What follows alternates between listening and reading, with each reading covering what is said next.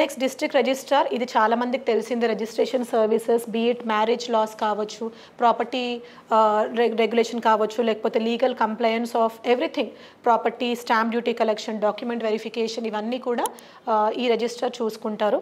So they will also allocate works to sub registrars and వాళ్ళ work ఎలా ఉందని supervise చేస్తూ ఉంటారనమాట.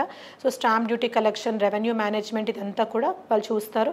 They also take care of legal actions. ఒకవేళ stamp duty evasion ఏమైనా చేస్తే కూడా ఫస్ట్ దాన్ని ప్రివెంట్ చేయడానికి ట్రై చేస్తారు. నెక్స్ట్ ఎవరైనా ఎవర్ట్ చేస్తే వాళ్ళకి పనిష్మెంట్స్ ఏంటి అనేది కూడా ట్రై చేస్తారు. So everything, registration of societies, firms, trust, prevention of fraud, dispute రెజల్యూషన్లో కూడా they play an important role because definitely whenever property is involved there comes this aspect of disputes.